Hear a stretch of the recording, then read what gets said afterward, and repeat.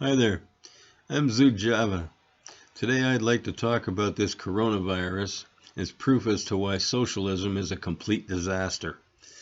No system at all that either is in place or have people advocating for it to be in place can run successfully without one major component: money. I always look at political parties who want to be in power and wonder just why it is that they want to be in power. Now, personally, I don't mind paying a reasonable amount of taxes, as I realize that a country, province or state, city or town, all need a certain amount of money in order to operate for their citizens.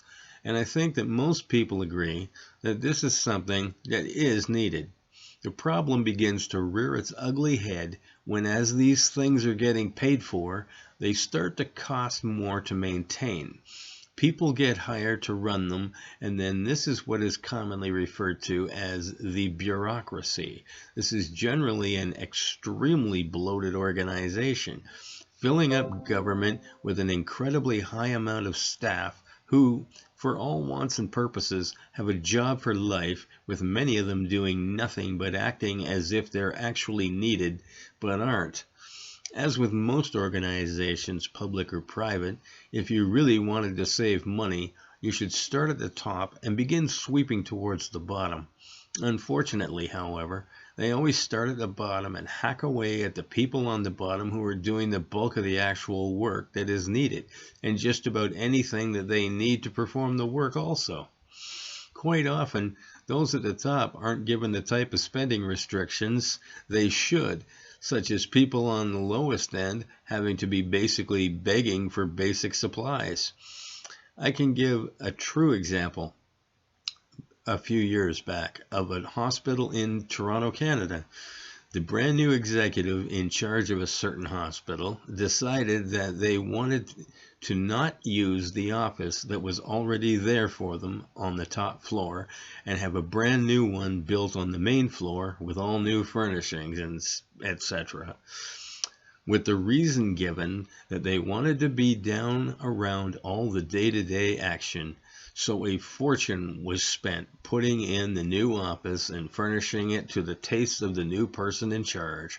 They moved in to the new office, and by the end of the month decided to have the staff move all of the new furnishings back up to the original office on the top floor, because the new office, which was down among all the day-to-day action, which was why they said the office was to be built, well, it was too noisy to be able to concentrate and get the work done.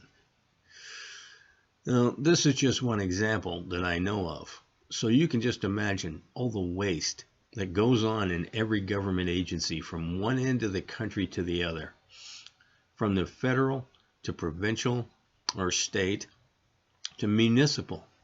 If only we were able to find all of it and total it up, it would no doubt be a completely absurd amount. Holding these people accountable would be great, except that they make the rules to wiggle out of it.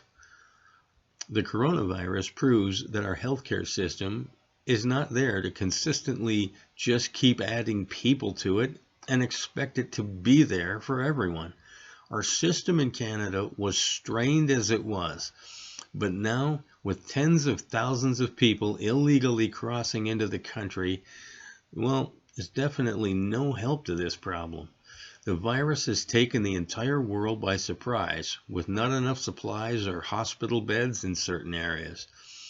But how could any country have prepared for something that has never happened before? I've seen where a number of refugees are coming from, and they have no need to cross the ocean to get to Canada and the US. They are simply shopping around for who is giving away the most stuff for free. There are thousands coming from African countries claiming to be refugees from their home countries.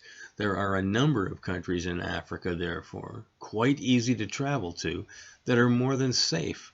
I know this to be true, as a friend of mine went for holidays there for over a month. He told me, as long as you stay in the safe countries, and there are a number of them, you have nothing to worry about. So I believe that this is why over 50,000 migrants have crossed illegally over the US-Canada border at places such as Roxham Road, because they don't actually have a valid reason to claim refugee status when there are perfectly safe countries in their continent of origin. The only reason is these countries don't give out enough free health care and everything else. The coronavirus is showing us that our resources are finite and should only be given to our own citizens or to them first. For example, if I've put together supplies to get through the quarantine for my family and I come home and a bunch of strangers have broken in and are sitting there eating every last thing I've prepared for, then look at me and they'll say, well, we were starving so we had to eat it.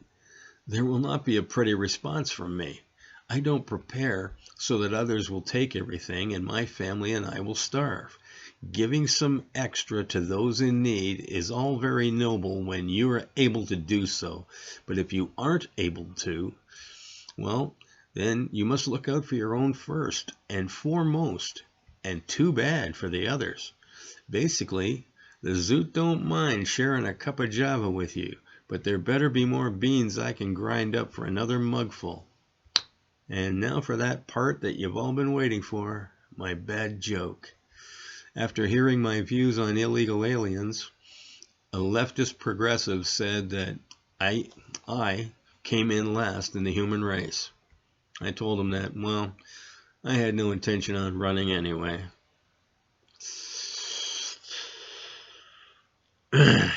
Anyway, don't forget to like and subscribe as it really helps me out.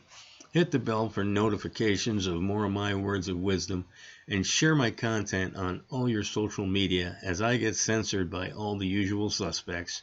Until later, have a Java on Zoot.